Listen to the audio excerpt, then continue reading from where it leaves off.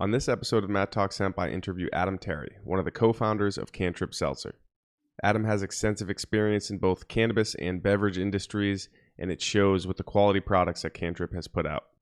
We discuss Adam's background, the designation between indica sativa hybrid, the entourage effect, and much more. Cantrip's lemon basil flavor is my personal favorite, and you can check out their site, which is linked in the description of this video, to see which dispensaries near you carry their products so you can try them for yourself.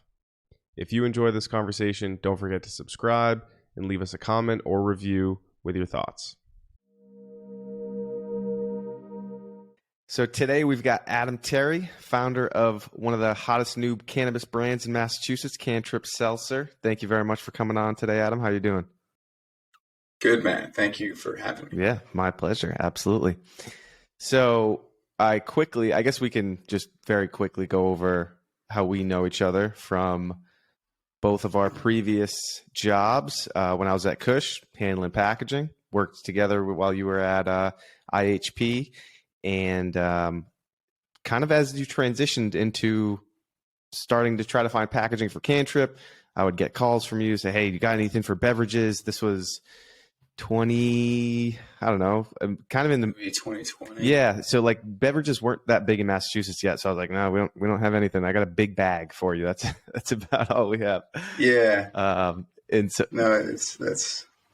yeah, you found some good CR packaging for the cans that you have going. So I guess just quickly introduce yourself and kind of a brief summary on what Cantrip is.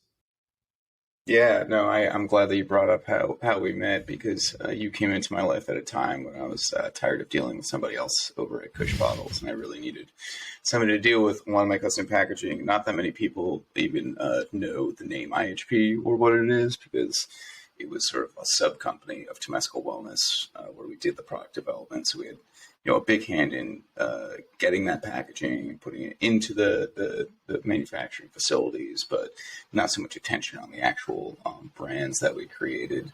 And then, reaching out to you about child-resistant packaging, there was a real big question in 2020 on what child-resistant packaging would look like. Bags was kind of what I thought would happen for a while. And it actually is what one brand used for a short time, a brand called SIP out of Comcam. But my name is Adam Terry, and I started Cantrip back in mid-2020. I have a long history of putting weed into things, and so I thought that the next most difficult thing to put cannabis into would be beverages. I also have a long-standing interest in beverages and flavors. I was a bartender and a barista for many years before I eventually moved over to the cannabis industry. I have a background in chemical engineering and chemistry and bioengineering, and I threw all of that away in order to go into the cannabis industry back starting in 2015. Moved back to Massachusetts in 2017, and then have been working in New England cannabis ever since, and now I hawk beverages. Nice. Cool background there. I wouldn't say you threw it away, because, you used some of that chemistry knowledge as a baseline to kind of some of this formulation stuff, right? Yeah, sheer dumb luck, I tell you that. It's just one of those things where if you're, an engineer, typically cannabis is not something you're thinking about during college or even participating in, because particularly back then, you were going to most likely get drug tested by the time you got to the end of college and you were looking at your first job. So most of my cohort wouldn't touch this stuff. And, it was chemical engineering. So a lot of them were very type A. There weren't a lot of cannabis consumers in the engineering school. There were a few. And then, as senior year came up, all of them completely quit because they're like, I'm going to have to get a job. I didn't have that much interest in quitting cannabis. I didn't have that much interest in working for an oil company either. So I didn't really know what I was going to do. And I kind of sort of fell into cannabis when I actually left college, mostly because of my background in food and beverage and because of my background in engineering, ironically, and because of my time at the UMass Cannabis Reform Coalition, which was the political activist club for cannabis at UMass Amherst. Mm-hmm. Okay. So it was, your first job out of college was in the industry, right? Yeah, that's correct. I worked for a company called Carvana out in California as basically an engineer working on what is now what was then called the Thar SFC, which was eventually purchased by Waters. Waters is actually based in Massachusetts, which is a bigger engineering equipment company that does a lot of technical and analytical equipment. But the Thar SFC was a really complicated piece of machinery relative to like what was probably necessary to do that job. CO2 extraction used to be like overly complicated. Now it's a little bit simpler with a lot more things designed for cannabis. The Thar really never was designed for cannabis, so it took a bunch of full-time, freshman engineers to keep this thing running 24/7 to produce, as much oil as possible. So we ran that thing, 7 days a week, overnight, and produced as much oil as we could. And that was I'd say very much the middle into late days of the medical cannabis industry in California as they kind of prepared for legalization, but early days compared to where we are in Massachusetts, because I would have started that at the beginning of 2015. So I'm entering my 8th year in the cannabis industry now. Okay. And so I guess let's take a couple steps back and like, what was like growing up, your relationship with the plant? I know you just mentioned like Cannabis Coalition Club at UMass for kind of activism and stuff like that. What were your kind of earlier experiences with the plant? How'd you get introduced to it? What drew you to it, I guess? That's an interesting question. I mean, I was a dare kid, as many of us were back then, when cops would come into schools and tell you that you'd probably have your lungs explode if you consumed any drugs. And, I was never really like a type A kid, but I also wasn't that interested in any of that. And it was really, it's a common story was when all my friends started smoking weed. I don't think I tried cannabis until I was 17 years old, which in my high school was a bit of a late bloomer. But as with most things that I do, once I started consuming cannabis, I kind of leaned all in on it very, very quickly. So I was, participating in the cannabis industry, let's say, pretty quickly thereafter before I graduated high school. I have a twin brother and he started consuming cannabis that year. Actually, my first exposure, all of us were vaping, like dry herb at that time. I don't really know how exactly a bunch of high schoolers decided this was the way. Like we wouldn't really smoke that much. I think it was mostly out of like a need to conserve as much THC as possible because it was supposed to be more efficient. And back then you would go buy a gram for $20 and you would actually get a 0.7 for the most part. So it was very expensive. We didn't really have a lot of money. So the dry herb vape was supposed to make it last as long as possible. So I had a little vapor genie at some point. One of us had a Magic Flight lunchbox. I had a girlfriend in high school who bought a Volcano with her friends, which was kind of crazy because it was supposed to be a subtle way of smoking weed, which is just, if you ever heard that bag crinkle in the dead of night as you're all trying to be quiet, it's not a subtle way of smoking cannabis. Yeah. So I was consuming it, pretty much on the daily, by the end of the first summer that I tried it. And then that was just a theme through the rest of my senior year of high school. Okay, cool. And then that continues through college, right into the industry. Because, not many people, even before like adult use in California. So you were in the medical market in California for a handful of years and you came back to Massachusetts before it went adult use in California, right?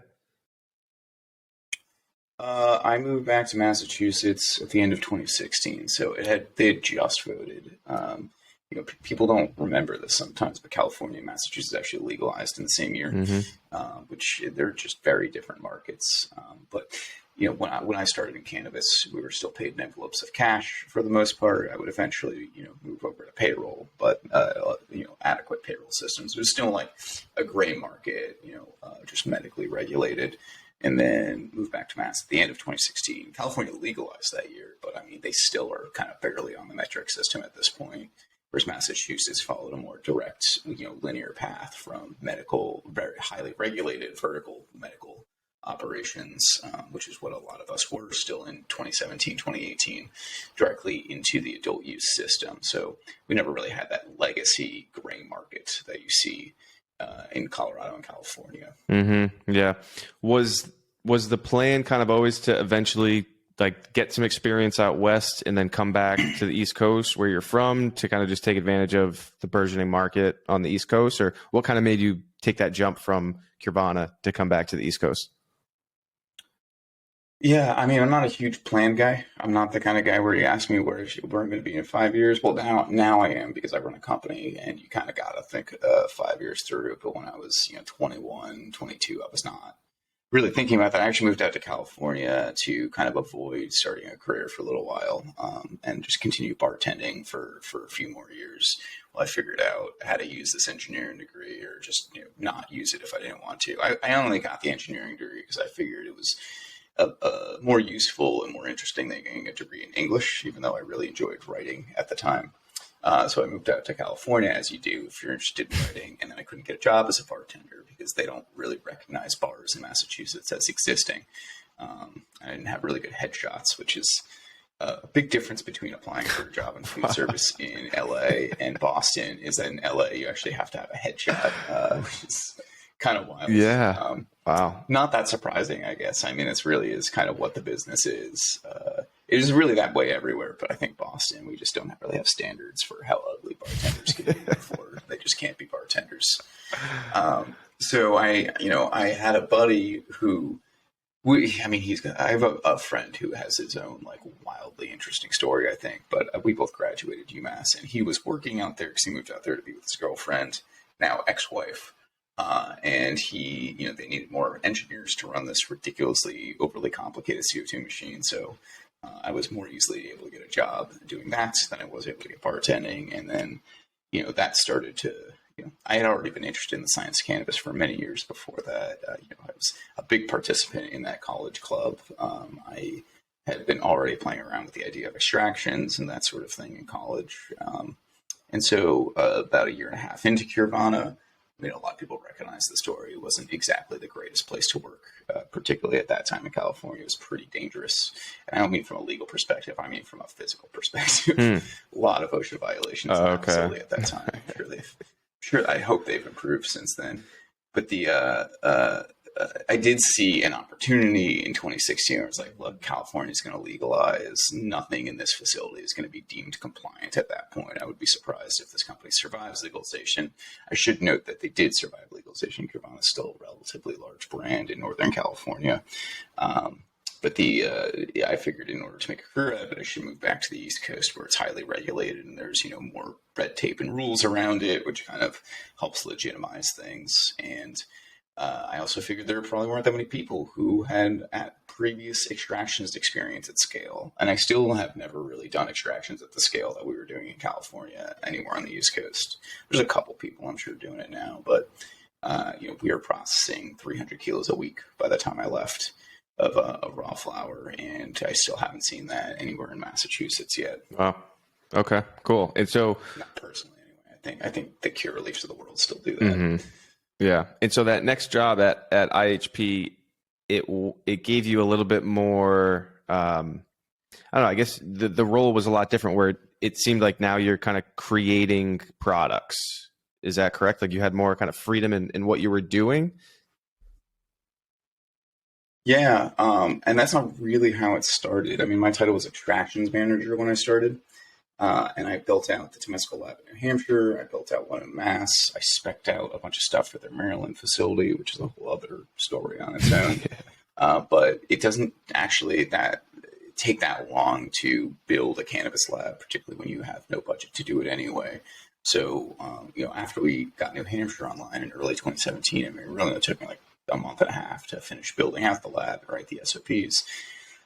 New Hampshire was very much a story of, there's only 3 operators up there. So if you are wholesaling, which is kind of difficult in the first place, you're not getting good prices, and because you're competing with the people you're buying from, and you're not getting any, the best product, and you can't differentiate. So once they had oil to make, it was like, well, what are we going to make next? So started working on actually creating products. I wasn't that into it. We worked with some other edible developers at the beginning, because I was always, thought I would just be an extractions guy for a long time, really focus on process engineering and THC recovery and efficiency and things like that. I was very much invested in bringing the process engineering approach to cannabis extractions, because at that time, and still today, there was a real sense in a lot of these extractions labs that extraction is an art, and that it should be focused on as an art instead of what it really is, which is a process that is designed to maximize the amount of THC coming out of the system, as opposed to what went into it. So I was really invested in that for a while. And then at a certain point, we had to make more products, and I had less to do in setting things up. So I turned to my boss and I said, "Here's sort of my pitch for how, what kind of products I'd be interested in making, and what I think we should make in different categories to compete." And we kind of went from there. The first thing I did was cartridges, because they really wanted those online quickly for very many obvious reasons. And then, somebody else was doing sort of the edibles, like the chocolates and the candies to start. I eventually would take those over. But where my interest really lay was in water-soluble products. New Hampshire was very much a pure medical market. So we had a lot of older patients, a lot of younger patients. And so I was using some of my college training to investigate drug delivery mechanisms for pediatric and geriatric patients, which is why I ended up developing oral spray that year, how I ended up developing my first powder drink, and really starting to get investigated into these water-soluble products. We did honey sticks that year. I mean, I probably did 14, 15 products that year. And then that was all in preparation for when Temescal would open their doors in Massachusetts in the following year in 2018, in which, I set up that lab and we made all those products. And we still make a lot of those products today. Mm-hmm. Cool. Yeah. Seems like a lot, just different experience there, kind of just out of necessity, you being a person who knows how these formulations work and in a new market that wasn't really around. Like you said, there weren't many people with that experience. That's unique.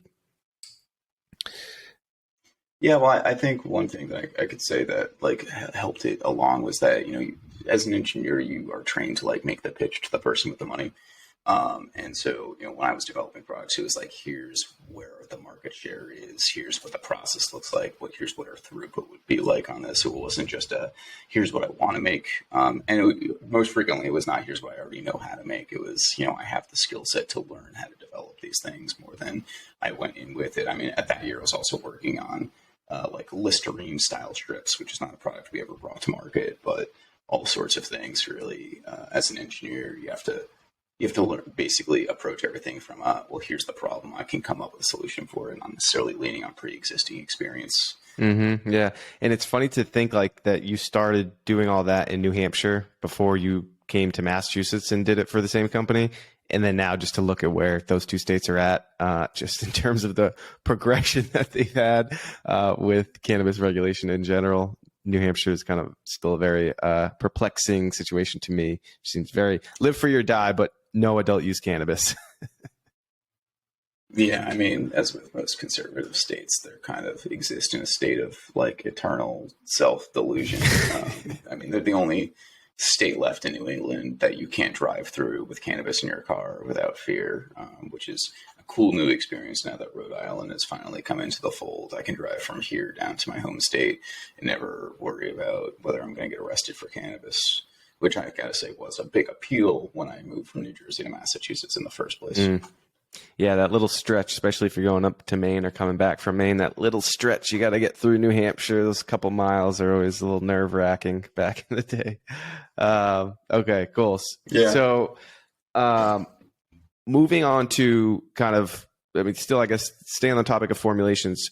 What are your thoughts generally? And obviously Cantrip is a low-dose product, but general thoughts about cannabis products in general that are low dose, let's say under 5 milligrams. I'm assuming you see this as a category that's going to get much more popular going forward. Yeah, well, I mean, I think it depends on the product and what you want out of your experience. The reason that Cantrip and I think a lot of beverages, or at least some of the more successful ones you see are low dose, are because there's really no reason to consume cannabis in a beverage format unless you're enjoying the beverage itself. I mean, there should be, the bar should be set at, this is an amazing tasting beverage, and then go up from there.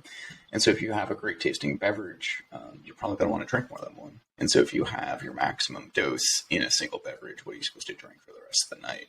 And so that's kind of my opinion on why, beverages should be low dose. I don't really understand the purpose of, these 100 milligram beverages. I also doubt they taste great. I haven't tried any 100 milligram beverages I think are phenomenal. I will keep this caveat if any of the Uncle Arnie's guys are listening that I have not yet tried their products. So I'll withhold that opinion until I do.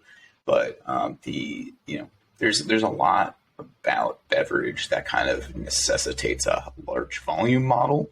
And the only way to get to large volume is to get people to drink more. The only way to get people to drink more is to make it taste great. But if you also make it, 10 milligrams, I mean, we just launched our 5 milligram beverages, the watermelon mints and the blackberry lavender. And one of those gets me really stoned, like really stoned, like as much as I need to be, as much as, and that's the thing is like, I'm also a 5 milligram edible kind of guy if I'm taking a traditional edible on a weekend. So the 5 milligrams are too strong for me. Half the reason we put them out is because that is definitely the most popular dosing profile on the market in Massachusetts right now. Though whether or not that's because it's the most readily available or if it's just, what people are preferring is a little bit harder to say because there aren't so many low dose beverages on the market and people don't really understand the point of a lower dose. But all that set aside, I think, low dose products are more meant for socialization. When I was back in that UMass cannabis club, I was the kind of guy who's like, I actually wouldn't smoke with the club until the very end of the night because I can't just get stoned and hang out at least 50% of the time. My tolerance it tends to be going back up these days, but even when my tolerance was super high, I was more of an in your head kind of stoner. And so I didn't really I liked hanging out with them, but I didn't really want to hang out with them when I was super stoned. And I didn't really drink back then. So this has been kind of creating a product for myself in a lot of ways, but I think there are a lot of people who appreciate that. A lot of people who don't really want to get that high or have super low tolerances. And we definitely see a lot of new consumers coming in through beverages. We see a lot of people in the older age brackets who appreciate beverages because maybe they don't want to get that stoned. But overall, it's about being able to control your experience and, not having to chug down 10 milligrams of horrible tasting beverage just to get high. I mean, what's the point of that? Just eat it if that's what you really want. If you really want to get super stoned on a budget, dab a concentrate. That's there are multiple different ways to get stoned, and so we just offer one of many, and we offer them for fun. I mean, I don't really market this as a medical product. I don't really believe that there are any substantial claims I can make about my product, even though we do use terpenes in all the formulations. All of that is for flavor, because the better a product tastes, the more likely you are to enjoy it. The more likely you are to enjoy it, the better your high is going to be, in my opinion. It's sort of a set and setting kind of approach. Mm-hmm. Yeah, I'm with you there on a lot of that stuff too. Like 5 milligrams is a perfect amount for me. And I haven't tried the new flavors yet. I always like THC CBD ratio to have as many cannabinoids in there as possible. But the 2-3 milligrams is a perfect amount to get like just a nice little buzz. It's like having the experience for me was very similar to having like a craft beer, like one beer with dinner, whatever it is, get a nice little buzz, enjoy the taste of the drink. I'm not going to have 5 of them. And if it was a 8% beer, that's too much. Like I equate that to like 5 milligrams and up. That's like, I'm kind of calling it at 5 milligrams most of the time.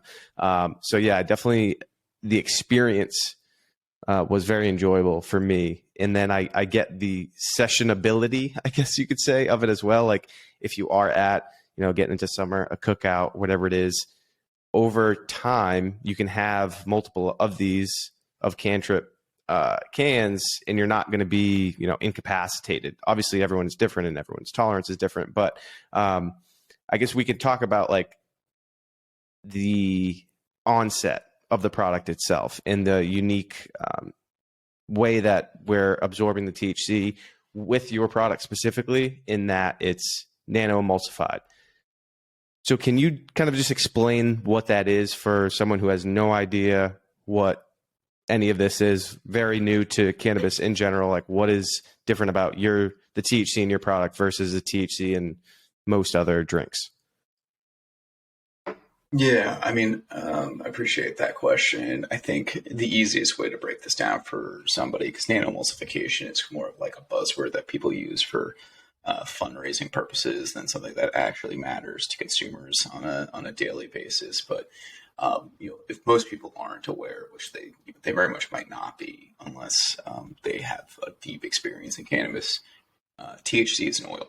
CBD is an oil. All of these cannabinoids, which have an effect on us, they're oils.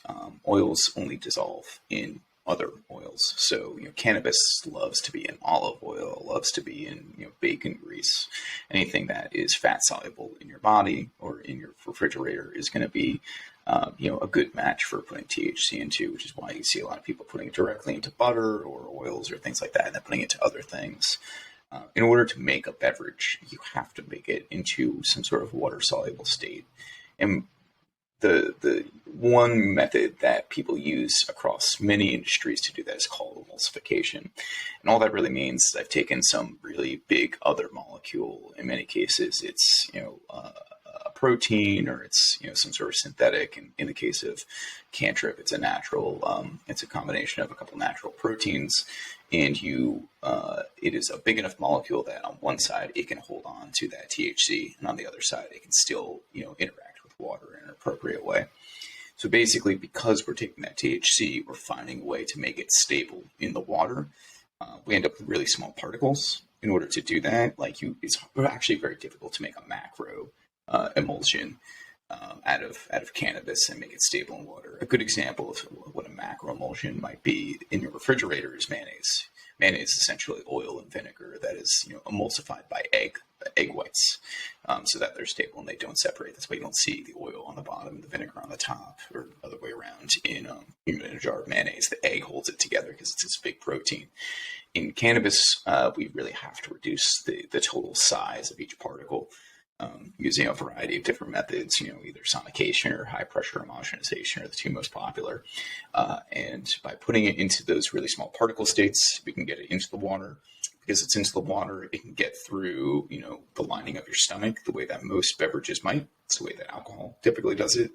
Though alcohol will, as all things, will make it all the way through your body, but some amount of alcohol will just get in through your esophagus and your stomach. It's the same with a water-soluble beverage like Cantrip. So your onset time is a lot faster because it gets to your bloodstream more quickly. In the case of like a traditional edible, once you eat it, it is just an oil that is sitting in that gummy. So it sits in your stomach. It doesn't get through the lining of your stomach. And then it eventually makes its way into your liver, where it gets, some of it will make it into your bloodstream from there. And then some of it will be actually metabolized by your body into something called hydroxy 11 THC, which is, a slightly different cannabinoid that has slightly different effects. Some say more potent. That's a subjective experience, but it's why there's sort of like a different effect of these traditional edibles. And because it has to go all the way through your liver to do anything, it can take that 30 to 90 minute time to set in. Nanoemulsions, on the other hand, can take most people. I think for most emulsions, if you include us, if you include other beverages which are powered by companies like Vertosa and Source, typically report a lot more like 10 to 15 minutes. We have a QR code on our can that you can report, a variety of different things. One of those things we track is onset time. So of the 85 people who've actually reported in, we have about a 11-minute onset time. And it seems to also offset more quickly as well. So it processes through your body more quickly, which is convenient if you're in sort of a low dose beverage kind of situation. Yeah, definitely. So all beverages will have that nanoemulsification aspect to the THC. All beverages will have a water-soluble aspect to it. Not all of them will be nanoemulsification. This is like more chemistry weedsy to explain than I think we want to go into, but there are a couple other methods. One is called chelation. One is called, lipophilization, some version of that word that I'm not sure. One is called encapsulation. There's a couple different ways to crack that up, but everyone is the common theme. If you have to get into a pretty small particle inside water, and all of those have the same theme of they will get through the lining of your stomach because they are water soluble. So they will all set in faster. And the ultimate onset and bioavailability will be dictated by a number of different factors, which are probably not worth boring your listeners with right now. Okay, cool. Now, this is kind of just a random question that I have, but are you able to use that same technology with like a full spectrum crude oil, or does it have to be distillate? I could do it with any oil. I could do it with olive oil. The choice to use distillate, is a choice that anybody, in particular makes. If anybody's tapping full spectrum, there's a reason. It's interesting, the conversation around full spectrum to distillate, because in my line of work over the last 8 years, we have gone from full spectrum to distillate and then back. In the case of most particularly East Coast, line of thought when it comes to edibles, because when you're doing an extraction process, you do basically your primary extraction, either that's CO2, ethanol, butane, or something else, and you get back what we used to call crude oil. Now people call it full spectrum oil, and that is basically a darker, oil that is, the first step of pulling it out of the plants. You pull it out with some sort of solvent, you remove the solvent, you're left with a resinous oil that has a variety of cannabinoids, and if you did it right, a variety of terpenes. Then distillation came on the scene in about 2015. I was actually part of the team that brought that online for Curbana when everybody was bringing that online, and all of a sudden we could get these nice, like, everybody back then just wanted the nicest color. Everybody was infusing their own terpenes. Everybody wanted the most potent thing. Distillate can usually knock up your potency a couple points. So, everybody wanted that light gold distillate. And people wanted them in edibles because the argument was you remove a lot of the terpenes, suddenly your edibles are more consistent tasting across them because, it particularly in West Coast cannabis, it is not easy to get consistent raw material from the same farm doing the same thing all the time anyway. So you were mixing these into like big lots, and they were all coming from pretty shitty trim that was, to be honest, probably laden with pesticides at that time. It wasn't until like 3 or 4 years ago, maybe not even that long, maybe like 2.5. I remember this really becoming a thing around 2019 that people were like, actually, we want full spectrum edibles because you get more cannabinoids in there, you get like a more full plant experience. It just has a better feeling. And I kind of agree with that because a wider variety of cannabinoids does seem to give you a more interesting experience at the very least. And from my perspective, it was like, to be honest, when I was at IHP, we never used distillate in any of the edibles that we ever made. And they were all full spectrum. Almost everything was created with ethanol processing at that point. And we didn't advertise on it because at the time, it wasn't really an advertising point. Like it was just, it was more cost effective for us to not go through the extra work of turning it into distillate. And that is still true. It's just like you can extract things really poorly, and then it does become a problem if you don't distill it. But for the most part, if you're running like a relatively normal, clean extraction process, you get a good crude oil that you can then put into full spectrum edibles. But at that was like the same year that Netta had released their D-line edibles, which were like, they had just online distillate. They were super excited to be launching these things. And then they weren't as good as their other edibles because they were all made with distillate. But there's something to be said for, at the very least, distillation does not strip all terpenes. It strips a very large chunk of them. There's a couple that'll survive the process, but they, so it'll still taste like something, but it'll be relatively consistent across strains and across the batches. And so the choice to go with distillate for Cantrip was mostly, okay, we are using other cannabinoids, like we're actually infusing the CBD in as well. We will get CBD distillate or CBD isolate now that you can do that with hemp processors, and you can mix that in. So we're still going to get some amount of that spectrum. And B, you never rely on your cannabis when you're not vertically integrated. In fact, with Cantrip, we don't even most of the time control the manufacturing facility. You have a better shot at getting a more consistent product if you use distillate than if you use full spectrum, because then the effects might be more all over the place because you might have trace amounts of those minor cannabinoids. And frankly, they probably won't even show up on the COA because we do such a low dose product, but they might still be in there. And we also infuse the product with terpenes. So if anyone wants to make an argument, which I never would, that there's an entourage effect from drinking terpenes, that we already have that kind of controlled in there. I'm starting to see some single strain beverages coming out there. I'm pretty skeptical that is meaningful, to be honest. Okay. And I've written about this ad nauseum, especially on my Twitter account. But I just had an article come out from MJ Biz that is actually, ironically, maybe pushing the conversation in the direct opposite of the direction I wanted to go, which is, I was making an argument you should keep your point short and quick, easy for consumers. And then so people responded immediately like, yes, we should talk about indica sativa hybrid. And it's like, that's absolutely not the takeaway that I wanted you all to get from this. And it's not the takeaway everybody did, but ultimately communicating misinformation just because it's easy is not effectively communicating to consumers quickly. And I want that on the record for the most part. Okay. I think full spectrum edibles definitely have their place. I think traditional edibles have their place. And it's really just how you're approaching the problem and scalability. At the end of the day, every business faces those issues. Mm-hmm. Yeah, it's unique because you're not like you said, you're not you're not growing, you're not extracting, you're relying on other licenses in the state to provide you with material that you need to have be consistent so that your customers get to know the product and are familiar with what the experience is going to be like.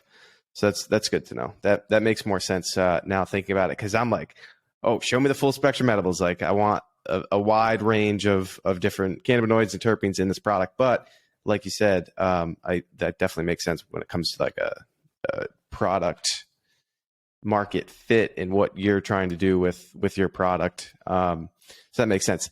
The discussion there about the entourage effect by drinking terpenes is something I want to dive into a little bit, because I'm curious with your experience in kind of just beverage, alcoholic beverages and cannabis and extraction and formulation.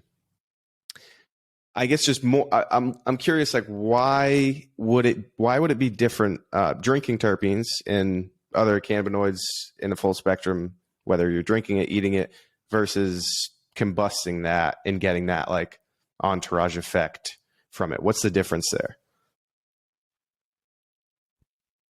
I'm trying to figure out how I'm going to say this in a way that doesn't get a lot of people very mad at me.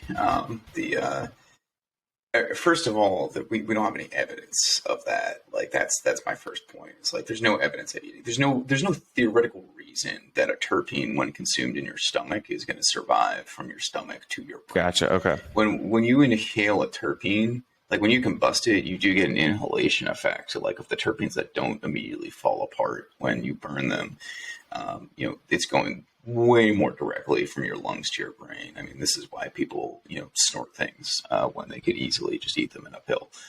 It's faster, it's more effective. This is why inhalation is such a popular method of getting cannabis into your body, because it's a very quick method of getting things through the blood-brain barrier. So to the extent that we take for granted that the entourage effect and that terpenes, have a really strong impact and influence on these cannabis products, inhalation, has a strong theory for why that might be. And, that kind of, I think, can show some anecdotal parallels among, having essential oils in your house, like lavender to calm you down and things like that, and sage, which can, soothe you in some way. As far as eating them goes, I mean, it has to make it through your stomach acid, which is, frankly, pretty harsh in the first place. Most terpenes themselves are not water soluble, so they're going to probably go right through your liver, and maybe you just end up, urinating them out. I see not only no evidence that happens, but also no theoretical reason it would or should happen. But I mean, I think more broadly speaking, we actually don't really have any evidence that terpenes do anything for anybody in any situation. And that is, I think, the more controversial opinion. But when you look at any body of evidence that people have presented to say myrcene is like a sleepy terpene and limonene is a bright up terpene, the evidence is kind of like circular. It all kind of points back to Ethan Russo's white paper from like 15 years ago, which references basically, where it doesn't reference itself, it references like injecting mice into terpenes directly and then trying to study subjective effects from there. I think what we should be focused on more intensely is the spread of actual cannabinoids that are in things. I think there's a pretty broad spread of cannabinoids in a lot of products, and that is maybe more where the entourage effect lies. I also think that psychological impacts of terpenes are probably more important than actual interactions with receptors, because if you believe that something is going to make you more awake, it might, and that's going to have a strong impact. If you believe that lavender calms you down or soothes your stomach, like the placebo effect cannot be underestimated. But for the most part, like the indica sativa hybrid classification, I mean, I think it was Colin Landforce on Twitter who posted a really long thread a couple weeks ago about how like it was originally derived by some French biologist like 250 years ago. We all just kind of take for granted that it means absolutely fucking anything at all. I'm sorry, excuse my language there. There's just no evidence for any of this stuff. And the further we go into it, the more it just becomes this easy thing, to the tune of like, we're telling people that we can give them a subjective, like a accurate modal subjective experience based on like, there are these terpenes in this thing, when it's like not even necessarily true. But the thing is, operators don't care if it's true or not, because they can sell more if they call it that. And like at the end of the day, a lot of these make edibles that put sleep or whatever on their thing, either they're straight up lying or they just throw melatonin in it, because melatonin does have clinical evidence that it can help you sleep if you use it correctly. And, functional ingredients are fine. But, when Cantrip will eventually release an energy drink, should I just put caffeine in it and call it a sativa as long as it's lemon flavored? Like, it drives me insane. And like, even if you are using full spectrum, cannabinoids, people's biology, this is not alcohol. In alcohol, it's pretty much all the same thing. You drink alcohol, you drown your body in poison, you have roughly the same effect between most people.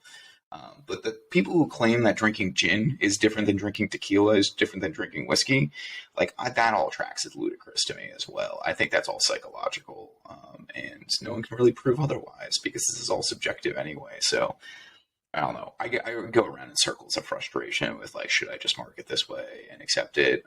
But I think I've made my point, not only here, but in several places, strong enough that I can't really backtrack on that. So yeah, Cantrip will probably never be listed as hybrid sativa indica, and I think we will just live with that as part of our brand.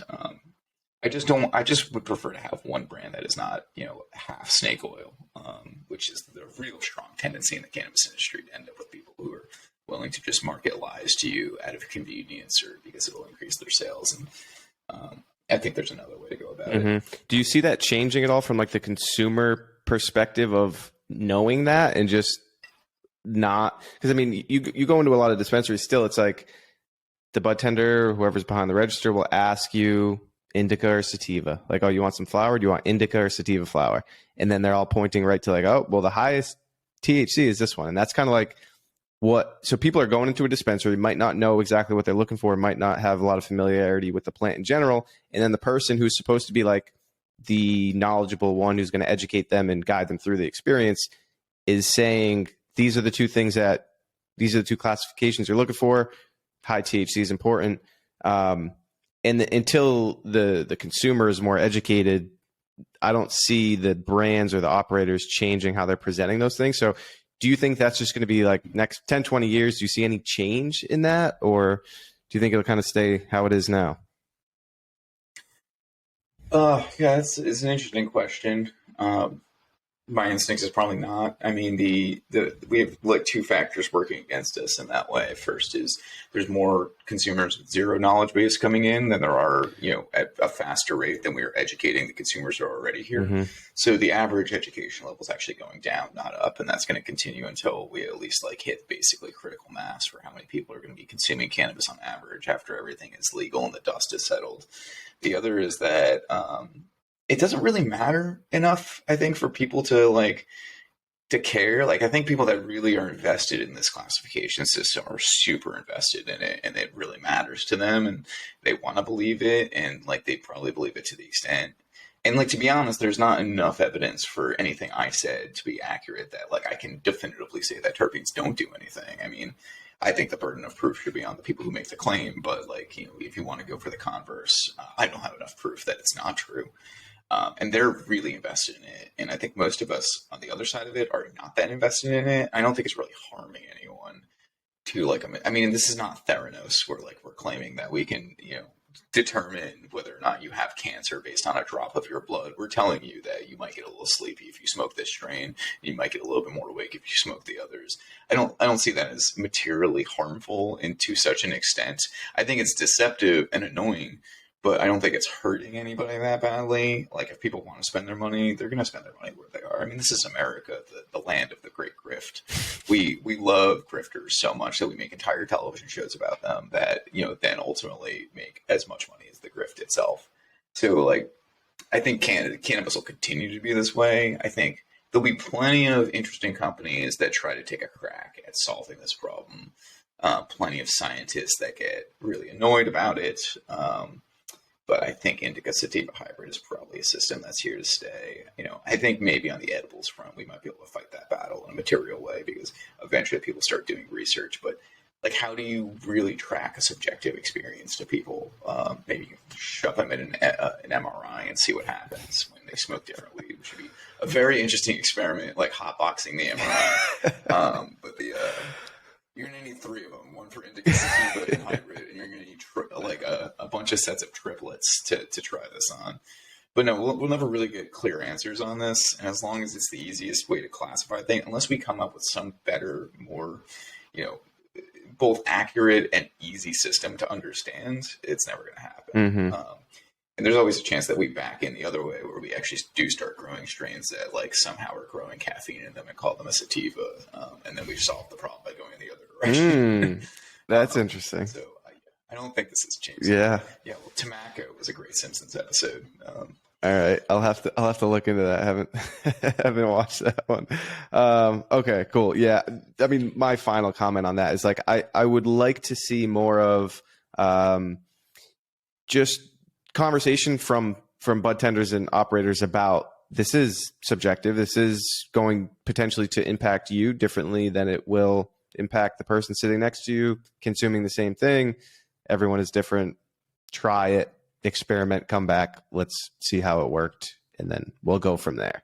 That's kind of how I would like to see it happen, but who knows? Yeah, I mean, if consumers will, I mean, that's the other point is like, I don't know what industry, any other industry where people have so much expectation that consumers are really going to like sit down and journal about their experience with this product. And then like, you know, I think it's interesting to see the approaches to it. I think we have a very large proportion today of people in the industry, like participants, like consumers in the industry who are willing to like journal about it, use something like Tetragram, or even just buy some of these journals online or report things back, because the people who are consuming it today, and I think to a decreasing extent, are really invested in figuring out how this works for them. Like you have the people coming in these early days who are like, I want cannabis, I want to know how it works, I want to understand everything about it, and they just love everything about it, so they're willing to engage.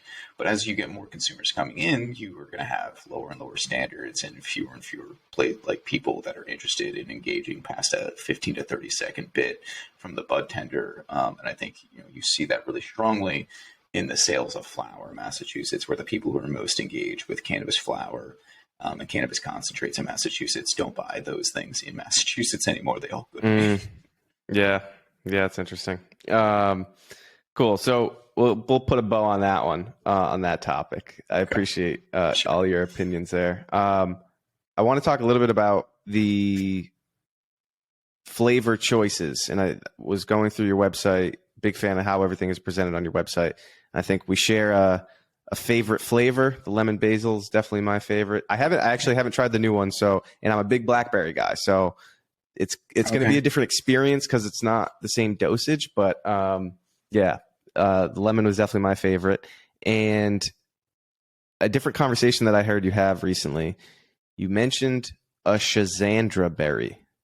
I may be saying that. Be saying that wrong, but no, that is a correct pronunciation. Okay, very good, I had never heard of this berry before you mentioned it. So, and I heard a little bit about like why you didn't go forward with it. Sourcing was kind of difficult, but like, what is that? Where did it come from? Like, what's the flavor like? Why were you wanting to make one of the flavors Schizandra berry?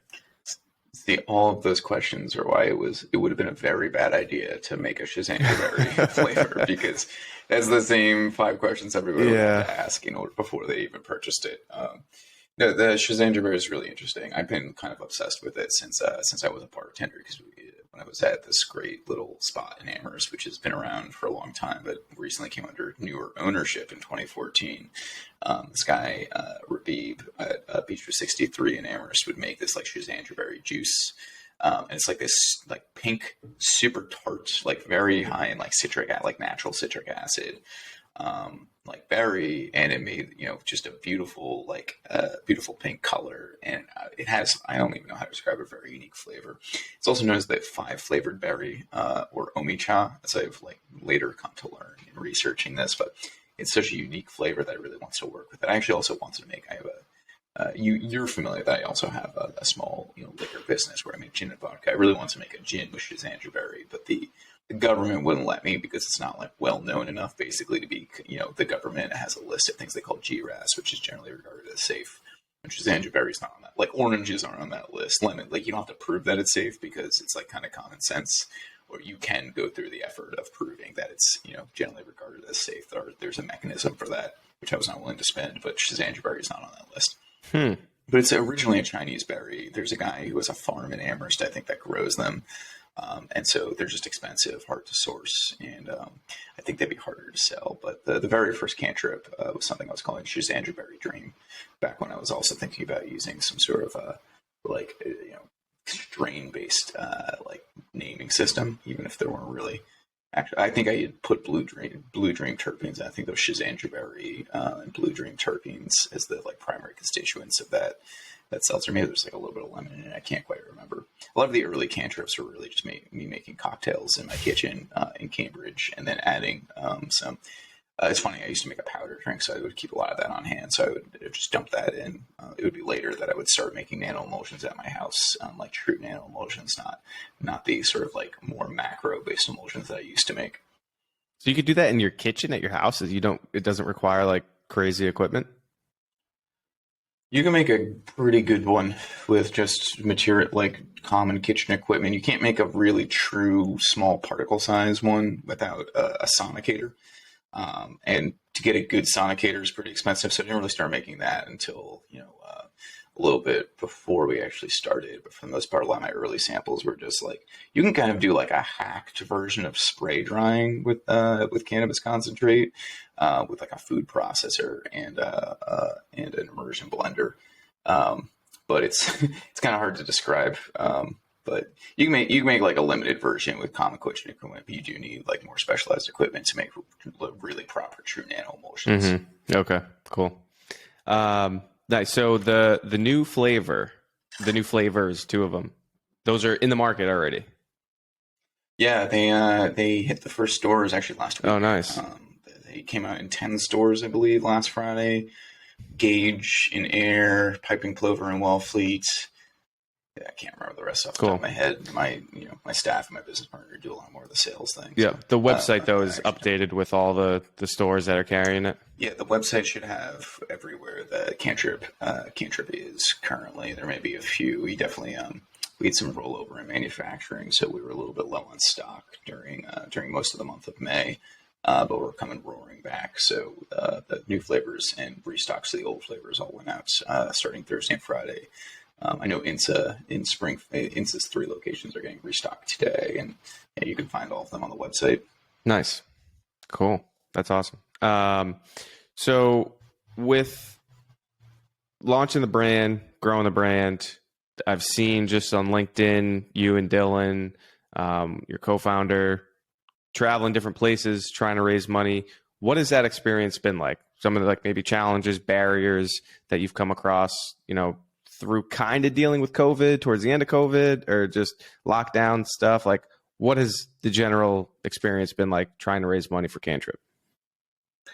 Yeah, well, Cantrip raised a really small sort of like pre-seed seed round over the course of, really, we raised it all in 2021, but we started that effort in summer 2020, which is basically the height of the pandemic. So almost all of my initial investors I never met in person. In fact, I'm going to meet one on Thursday, which is in person for the first time, which is cool. Wow. But we couldn't meet in person. We couldn't travel, which has some conveniences. I mean, a lot of people who go out and fundraise in the early days are spending a lot of money on plane tickets flying across the country. And particularly if you're in tech, you're probably spending a lot of time in, in Silicon Valley. So I got to skip a lot of that and, meet people online. But the opposite side is that the charisma that person carries through Zoom matters a lot more. And I believe a lot more of my charisma lies on both in person and on Twitter, and less so via a Zoom call. So I couldn't, I definitely have gotten some feedback from people I've met in person since that, they might have actually come in on the round if they'd met me in person, but they didn't then. So we'll see. We are currently raising a small round right now to continue to expand. We've been extremely capital efficient. I mean, at the beginning of this year, we were the second most widely distributed THC beverage in Massachusetts, according to pistol data. And we did that with, less than $500,000 raised and really a team of 4 people. So like kind of operating out of a corner of a kitchen. So, I mean, that's to say that is in the beverage category, which is the smallest one. Levia really was the only people with like a big canning line. High Five, I don't know how big their canning line is, but there was a lot of lack of supply that drove some of those behaviors. But, I'm pretty proud of what this team has accomplished to date with such, small resources. But it really comes down to who you're connected to, and my business partner and I are not, necessarily, we don't come from money. We're not coming from investment banking or anything like that. I've been in cannabis my whole career. So Dylan, who you mentioned, is an exceptional operator in cannabis. He is so very good at what he does in operations and planning and finance and accounting. I bring the formulation and the engineering, and I bring a bit of the brand identity as well. And so, we are able to execute more efficiently than almost anybody else out there. That's how we've managed to get this far on basically, what is a pretty small sum compared to a lot of these raises. One of our bigger competitors raised $27 million last year. So there's a lot of money out there for those who are well connected, but we're working on it. We're making our way there. So it's been difficult, but we're actually starting to see some traction on this round. Even as near as this week. So pretty excited that Cantrip's got a bright future ahead of it. Awesome. Cool. And so what is that future, like 5-year plan? I know you said you're not much of a planner, but now you have to be for the business. What does 5 years, 10 years look like with Cantrip? I mean, that really depends on a number of things. Mostly anybody who's in cannabis might be able to tell you that a lot of what happens in cannabis depends on the macro environment of the economy. As thin of margins, as people don't understand this, but cannabis companies often operate on pretty thin margins because we have an enormous tax burden that most people don't, and in frequent cases, a bigger burden on actual operations than most people do. So margins are pretty thin. So when gas prices shoot through the roof, that makes everything more expensive. Inflation generally makes everything more expensive. So the macro environment for a cannabis company right now is not great. Levia exited to Air last year for 60-ish million with all of the potential upside, or potentially 60 million, you might call it, to Air Wellness. That was probably one of the last. That and Wana Brands will probably be one of the last big acquisitions we see until the environment improves.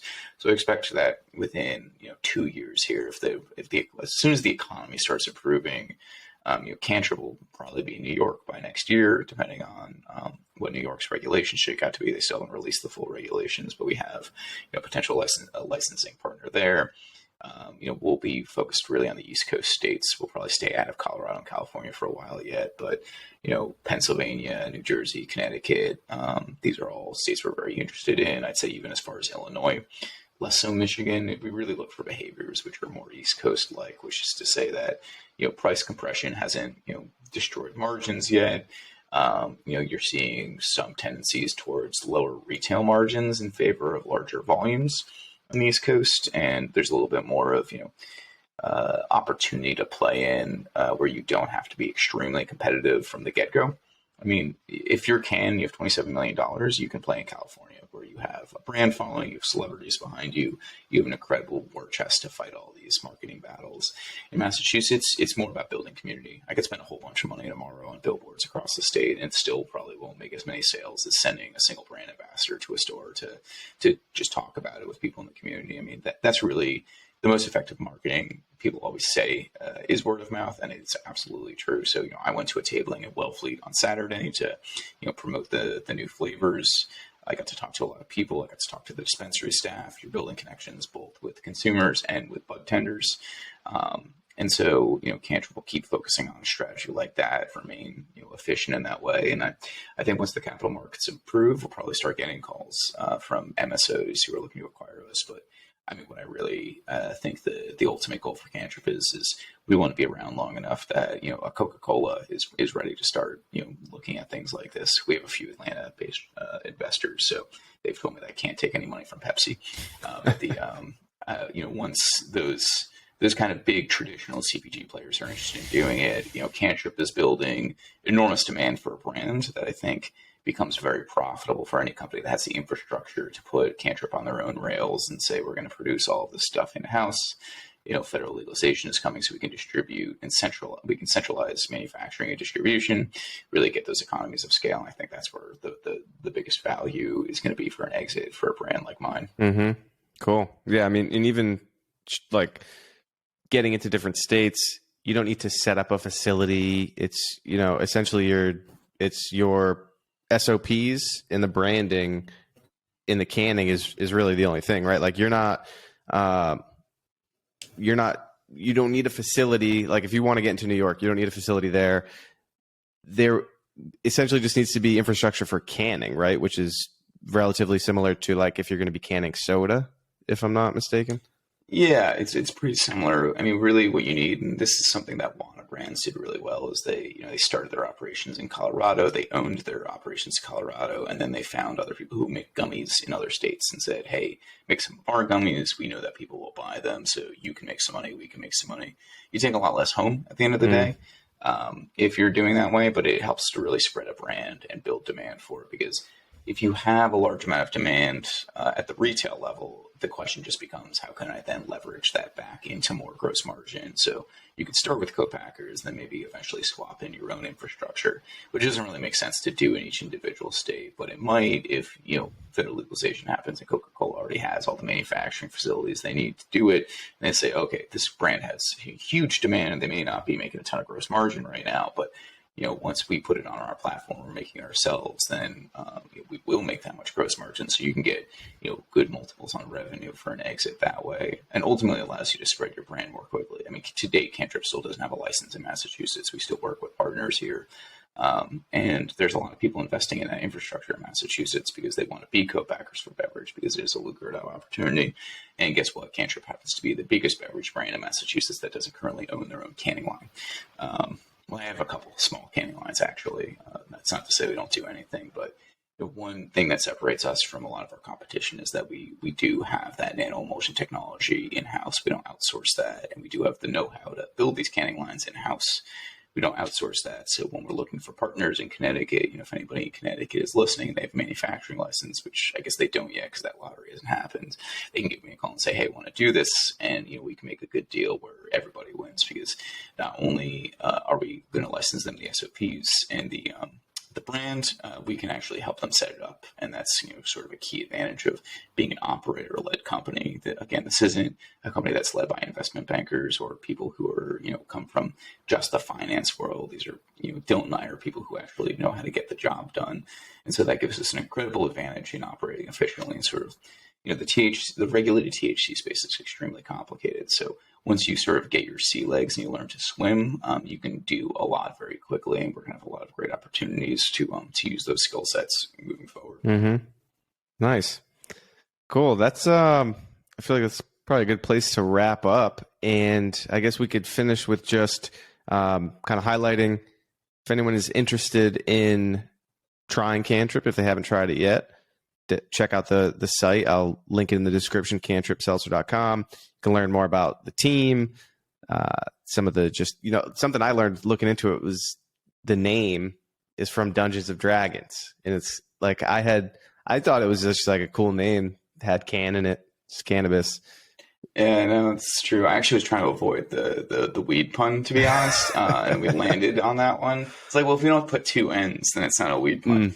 Cantrip is like actually an old word, like Scottish derived word, meaning like a small or mischievous act, which is probably why it's used in Dungeons and Dragons, which is something that was originally the inspiration for this. Both my brand designer or creative director Jess and I play D&D, and a cantrip in Dungeons and Dragons is like the easiest spell that you can cast. It's like a level 0 spell, so it just felt right for a low-dose beverage. We've gotten various interpretations of the name since. It also actually has a meaning in Magic the Gathering, but that might be too nerdy to even go into right now. Okay, but little Easter eggs for the people in the know. Yeah, I don't have to put an orc or a dragon on my packaging. I got them all. All the nerds know where it's at. Nice. Okay, cool. And then it appeals to other people too, because it's like, hey, whatever you want it to be, really is like you can. The best brand identity is an empty vessel for people to put themselves into. Yeah, wise. Cool. I heard that on a podcast, actually. So yeah, I'll put in the description where you can find it, social channels, your Twitter, and you don't need to follow me on Twitter. follow the brand at Cantrip Seltzer on Instagram. We do have also a Twitter handle for Cantrip, but no one follows us on that. Brands are really difficult to do on Twitter. Personal brands are not as bad, but I highly suggest that no one follows. I don't think that's good business. It's weird. There's not much like cannabis community on Twitter, it seems. Oh, there is. Yeah? If you look for them, they're all kind of the same It's a small but select world. Particularly if there is one Twitter profile you should follow, it is called @terpene profile. Who I think the name on the profile is Rosa Luxemburg. This is an anonymous Twitter account. This is clearly a person, I believe, a female identifying person who is involved and probably works in the Massachusetts cannabis industry. I've yet to solve who she is. But to me, this is like the Gossip Girl, Bridgerton, lady Whistledown kind of mystery of the campus, because she has such great, incisive, comments on the industry, but no one knows who she is. Okay. And I may be the only person invested in solving this mystery, but I also kind of don't really want to solve it because that kind of like ruins the fun. I prefer not knowing, I think, to actually knowing.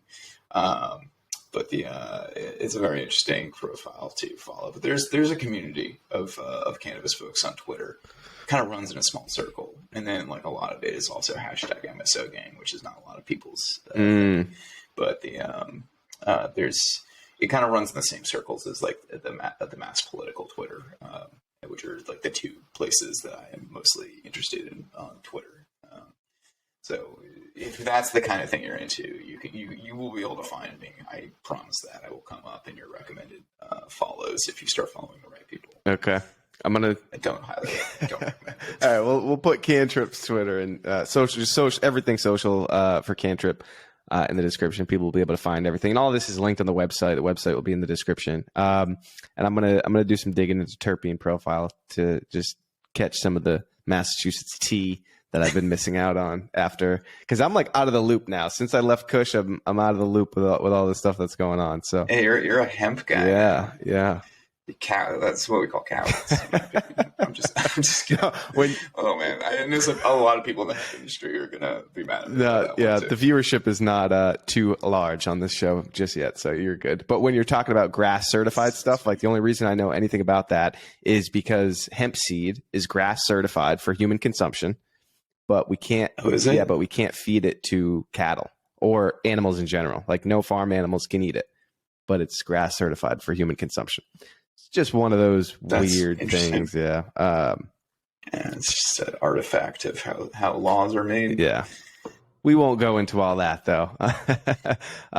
We can do that next time on the podcast. You can explain to me about hemp and how they can't eat your ass up. The interesting thing about the hemp laws too is that I could probably sell Cantrip under the hemp laws if I made it from like the same exact profile from derived hemp, because it is less than 0.3% THC by weight, but like almost every edible falls into that category.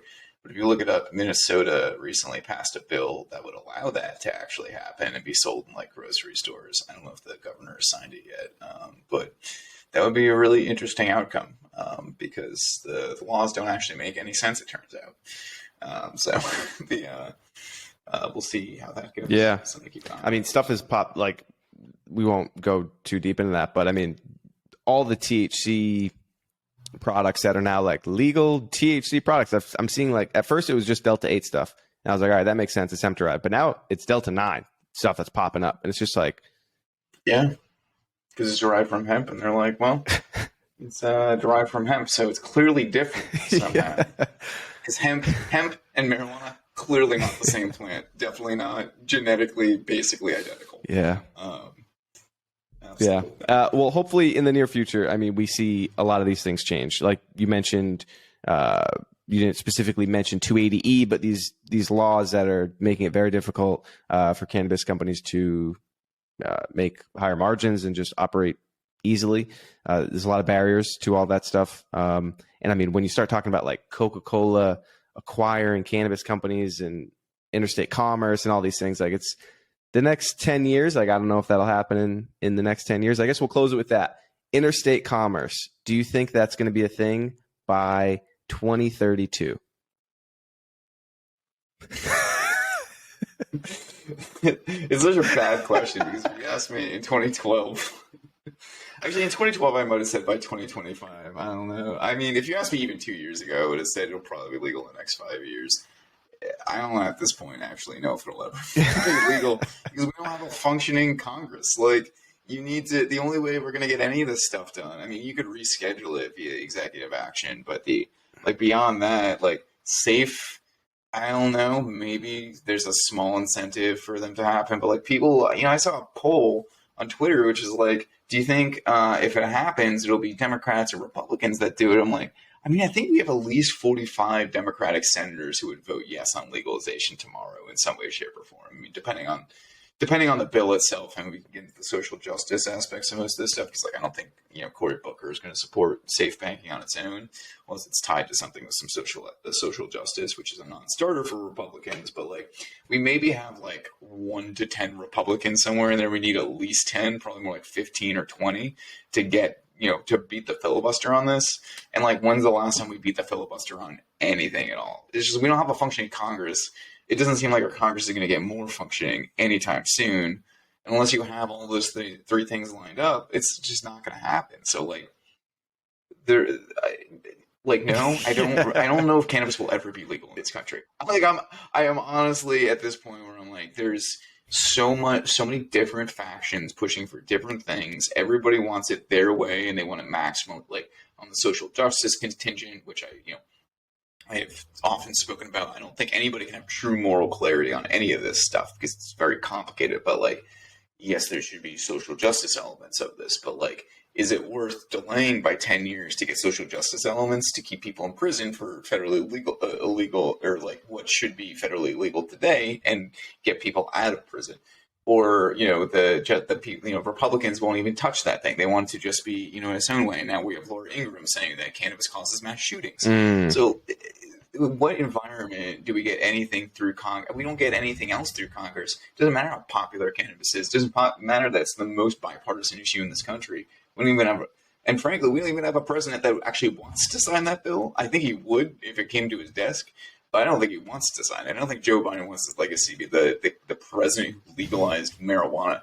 That's not really in his like wheelhouse. So no, I don't. I mean, it seems like an inevitability. Like, and I have to hope that like there is just so much feeling of inevitability among public sentiment that they'll just quietly pass it when no one's paying attention besides the people in the cannabis industry. But at this juncture, it really seems like the incentives are not pushed in the right way. The MSOs are not aligned with, the other big lobbyists, who is Big Tobacco is a huge lobbyist in this fight too. And they're not aligned with the MSOs. The MSOs are not aligned with the left wing of the Democratic Party, who is the core to getting this done. And they're not aligned with the Republicans. You have like 4 people all pulling on the same thing in different directions, and it's not moving anywhere. Yeah.